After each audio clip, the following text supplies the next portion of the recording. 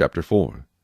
And it came to pass, when all the people had completely crossed over the Jordan, that the Lord spoke to Joshua, saying, Take for yourselves 12 men from the people, 1 man from every tribe, and command them, saying, Take for yourselves 12 stones from here, out of the midst of the Jordan, from the place where the priest's feet stood firm. You shall carry them over with you, and leave them in the lodging place where you lodge tonight. Then Joshua called the 12 men whom he had appointed from the children of Israel, 1 man from every tribe. And Joshua said to them, Cross over before the ark of the Lord your God into the midst of the Jordan, and each one of you take up a stone on his shoulder, according to the number of the tribes of the children of Israel, that this may be a sign among you when your children ask in time to come, saying, What do these stones mean to you? Then you shall answer them that the waters of the Jordan were cut off before the ark of the covenant of the Lord. When it crossed over the Jordan, the waters of the Jordan were cut off. And these stones shall be for a memorial to the children of Israel forever.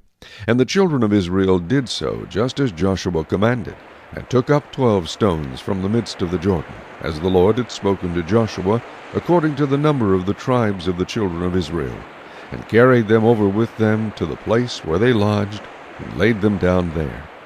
Then Joshua set up 12 stones in the midst of the Jordan, in the place where the feet of the priests who bore the ark of the covenant stood, and they are there to this day. So the priests who bore the ark stood in the midst of the Jordan until everything was finished that the Lord had commanded Joshua to speak to the people, according to all that Moses had commanded Joshua, and the people hurried and crossed over. Then it came to pass, when all the people had completely crossed over, that the ark of the Lord and the priests crossed over in the presence of the people. And the men of Reuben, the men of Gad, and half the tribe of Manasseh crossed over armed before the children of Israel, as Moses had spoken to them. About 40,000 prepared for war crossed over before the Lord for battle to the plains of Jericho. On that day the Lord exalted Joshua in the sight of all Israel, and they feared him as they had feared Moses all the days of his life. Then the Lord spoke to Joshua, saying, Command the priests who bear the ark of the testimony to come up from the Jordan. Joshua therefore commanded the priests, saying, Come up from the Jordan! And it came to pass, when the priests who bore the ark of the covenant of the Lord had come from the midst of the Jordan, and the soles of the priests' feet touched the dry land, that the waters of the Jordan returned to their place, and overflowed all its banks as before. Now the people came up from the Jordan on the 10th day of the first month, and they camped in Gilgal on the east border of Jericho.